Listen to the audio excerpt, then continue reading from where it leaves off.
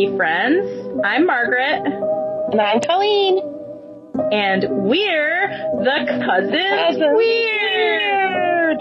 And we're virtual because I was out of town this week and I didn't get home till later, and my husband's late because it's Black Friday season and he's busy, so he's not home yet, and the kids have school tomorrow, so we are virtual because I didn't have time to go out there. And anyway, you know, I was it works that way sometimes. It does. I spent the weekend with my younger sister Renee down where she lives, and we went to the Corning Christmas Sparkle Festival, and it was pretty cool. It was ridiculously busy. There were so many people there. Oh, God. It was like the last time we went to Wizarding Weekend in Ithaca. Here's my kitten. It's a kitty.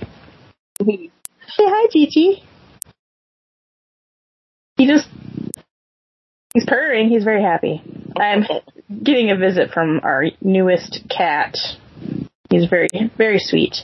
But the cool thing of this Sparkle event is, like, the Corning Museum of Glass and the Rockwell Art Museum in Corning were both had open houses, so they were open to the public for free. So it was really cool. You can walk around. The Corning Museum of Glass is a definite something you should go to if you haven't ever been before. It's really cool. And you might think, ooh, a glass museum. It's like got so much cool stuff in it, like how they used to make glass, and all these beautiful, like, old stained glass windows that they preserved. It's pretty neat. And you can they have, like, workshops where you can make blown glass ornaments and things, and my sister had gotten us tickets to make snow person ornaments, and I let my two little kids each make one, so it was fun. They had a great time, and they said the glass was hot. It was like 2,100 degrees, and it's red hot like lava. It's pretty cool. Holy cow. Yeah, it's That's neat. Crazy. Yeah, we had a lot of fun. And the Sparkle Festival, it's like Corning is so quaint. It's such a quaint little, cute little town, you know. It's like a very small town. It reminds me a lot of, like, Stars Hollow from Gilmore Girls. It's kind of in that same vein, you know, where everything's like small town, and they go all out for their festivals, you know. Yeah, holidays and stuff.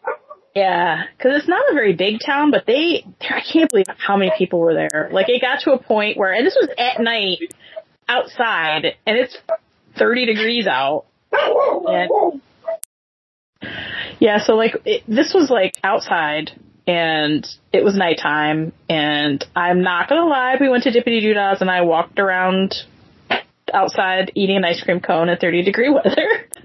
Oh, God. Honestly, I mean, it's Dippity Doodah's in Corning. It's homemade ice cream with a homemade waffle cone, and their special, like, winter flavors were sugar cookie, eggnog, or peppermint bark. And, of course, I got peppermint bark, and it was pink, and it had, like, chocolate chunks through it, and it was friggin' awesome. So good. And Ruby got a sugar cookie, and it tasted just like a sugar cookie. And then Evie got eggnog, and that also was delicious. So, plus they had all their regular flavors. So, but yeah, if you ever go to Corning, you need to go to Dippity Doodah's for homemade ice cream. Holy crap, it's so good. They do ice cream down there. Any ice cream joint you go to has homemade ice cream. It's insane. That's awesome. Yeah, and a homemade waffle cone. Oh, so good. We decorated this weekend. We cleaned. Because my house hasn't been really scrubbed since before I had my surgery. You know, because people in my house don't clean the way I do. You know what I mean?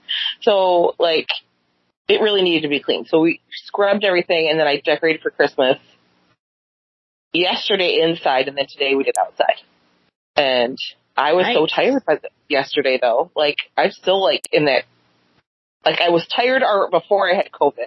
From, like, healing from surgery. And now I got, like, COVID tired on top of still not quite healed yet tired. No, and COVID fatigue doesn't go away for a while. Yeah. That's what everyone says. It's pretty crazy. But, you know, it felt good to get stuff done anyway, regardless. I was exhausted at the end, but I slept so good last night that it was like, the best sleep I've had in a long time. I think I just tired myself out. So, but that was good. I slept and I felt much better this morning when I woke up. So. Cool. Well, this episode, because I was busy this weekend and whatnot, I did it's a shorter episode, but I kept it in the tradition of what Colleen did last week. It's about another Christmas myth from a different country, and the myth I was looking at comes out of Iceland, and it kind of snowballed into a couple of myths that are all kind of tied together. So I did research on Jólakötturinn, which is an Icelandic word, and it's spelled with a bunch of consonants in it, and basically it's the Yule cat of Iceland. So it's about a kitty. Yeah. Love kitty. I love kitties. I have 2 kitties. But it's an Icelandic tradition in which all children who finish their work receive new clothes for Christmas. That's one of the traditions they have. So if you get all your work done, then you'll get new clothes for Christmas. And it could be a pair of socks, as long as it's clothing. It's kind of like Dobby the elf, the house elf, and Harry Potter. You get new clothes. Woo, and it makes you, and if you're lazy, like lazy children, they don't get any clothes. They don't get anything. So, and this, the goal of this tradition was to encourage children to work hard and not be lazy. Because on Christmas, the Yule cat, who is bigger than the tallest of houses, he prowls about on Christmas Eve, peering through windows to see if children receive new clothes for Christmas. If he does not see any new clothes, then he will eat the child's dinner and then the child. What? Yes. So this giant cat walks around looking to see if kids are lazy or not, basically. Yep. So if the kids didn't have any clothing, the cat would eat them. That's horrifying. And this tradition dates back to the Dark Ages. They said, but there's no written account of it until the 19th century is when the first written account happens. And there is a poem that was written about all 3 of these myths are kind of tied together that I'm going to talk about today. But yeah, they said that according to what I did research on, Icelanders put in more overtime at work than any other Europeans. Because they're afraid the cat's going to eat them. A gigantic cat that's bigger than your house. I would work hard too. It's funny, Iceland is where one of my favorite musicians is from Iceland, Björk, and she's really weird, and I think it's kind of an Icelandic thing because that's weird. Yeah, and there's a town in Iceland that erected this huge metal and light statue of Jólakötturinn, this Yule cat. Yeah, and it's very menacing. It's black and it's got big teeth and red eyes. It's just terrifying. And it's huge. It's I'll post pictures of it on the site so people can see it, but it's pretty funny. That's hysterical. Yeah. That's hysterical. The poem about this cat was written by Johan Kotlum. And we'll post his name in a link to the poem so you can read it yourselves. It's pretty funny. And Iceland has more than just this child eating monsters. It's kind of a theme. They like their monsters to eat children. That's how they keep them in line. And a lot of these myths changed over time. And I think that I read somewhere that in the 1700s, Iceland they made it illegal to tell children menacing stories like that. They made it so you can't menace your child with the threat of monsters eating them in Iceland. You can't do that anymore? Yeah, because it was a problem. It was a very... Children were traumatized. Yes! You have to be good and do your work or this cat's going to come at night and eat you in your sleep. Man, I wish I knew about this when Griff was little. Oh my god. But I guess now they say that he just comes and eats your dinner. Oh, well, who cares about that? Yeah, it's like more fun to tell the kid that his huge cat's gonna come at night and eat them while they're sleeping. Listen, if I could be lazy all year and then just lose my dinner on Christmas, that's fine. Sounds fine But to if me. you told me a cat was going to eat me, I would work. And actually, this cat is owned by another folkloric person. Her name was Gryla. She's a giant, and she's dates back to the 13th century Norse mythology. So she actually wasn't even connected to Christmas until the 17th century, where they tied her into this whole the Yule cat and the 13 lads, the Yule lads, which I'm going to talk to about after Gryla. Okay. But she was a giant, and it said that she was a repulsive, parasitic beggar. Oh, God. Yeah, she was awful looking.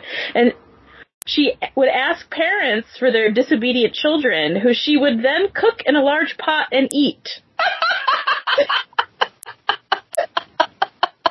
Why is that the funniest thing I've ever heard? It's awful. I need your children are disobedient because I'm going to go take them and eat them. It's like, no. She's a parasitic. What did they describe her as? They refer to her as a repulsive, parasitic beggar. And she's a giant, so she's this gigantic, horrible-looking thing. Yep, and she lives in a mountain cave and comes down on Christmas to hunt naughty children who she places in a sack to take home to her cave to boil alive and devour. Oh my God! There's no fun Christmas traditions in Iceland. Like, I just got all holly jolly in my house, and it's like magical. Can you imagine in Iceland? It's like, oh my God, I'm gonna be eaten. This horrible, repulsive giant is gonna eat me, or this gigantic cat. It's her cat. So yeah. Of course it is. And it says that she's been married 3 times and has dozens of children. Dozens of children. So right now she's currently lives with her 3rd husband, and his name is Lepaludi, and it said he's lazy and he never leaves the cave, but he just eats whatever she fixes him. So, and their cave is in the Dimmu lava fields, and Jólakötturinn is their cat, and they have 13 sons. And these sons are known as the Yule lads, and they get more fun. It said, like, traditionally the Yule lads were known, like, before the account was written down, all their names kind of changed. Nobody knew for sure what their names were or how many of them were, but it's kind of been settled in modern times that there were 13 of them. And they arrive at your house one at a time on the 13 nights preceding Christmas, starting on December 12th. So on December 12th, one of them comes to your house, and the next night, another one. And each one of them, their name corresponds to what they do. It used to be between stealing and murdering, but now they don't murder anybody. They just steal and act weird. They act real weird. Oh, no. I'm scared. So children would place their shoes in their windowsills, and they would either receive gifts of, like, candy and trinkets, and naughty children would receive a rotten potato. These lads would fill their shoe with a rotten potatoes. Here's a nice rotten potato, you little shit. Those things smell terrible. They're like a dead animal or something. They're awful. Horrible. Yep. So on December 12th, and I'm going to murder these names because they're terrible. They're Stekjastuar, which translates to sheepcoat clod. Give you an idea. He has 2 wooden feet, and he suckles milk from sheep. Oh my God! So he hides until no one's around, and then he suckles your sheep. He steals